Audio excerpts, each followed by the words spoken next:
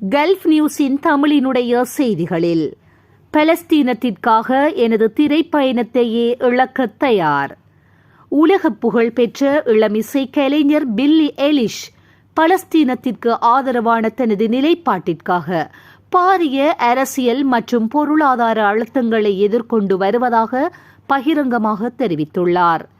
Israel ஆதரவு அமெரிக்க கோடீஸ்வரர்கள் தனது தொழில்முறை வாழ்வை சிதைக்க தீவிரமாக முயற்சிப்பதாக குற்றம் சாட்டியுள்ள அவர், இந்த அழுத்தங்கள் தனது நிலைப்பாட்டை ஒரு அங்குலம் கூட மாற்றாது என்று உறுதிபட கூறியுள்ளார். திரைப்பட மற்றும் இசைத்துறையில் பலஸ்தீனத்திற்கு ஆதரவாக குரல் கொடுக்கும் கலைஞர்கள் பிராண்ட் ஒப்பந்தங்கள் மற்றும் ஊடக வெளிச்சம் ஆகியவற்றிலிருந்து திட்டமிட்டு ஓரங்கட்டப்படுவதாக கூறப்படும் நிலையில், பில்லி எலிஷின் இந்த துணிச்சலான அறிவிப்பு பெரும் பரபரப்பை ஏற்படுத்தியுள்ளது.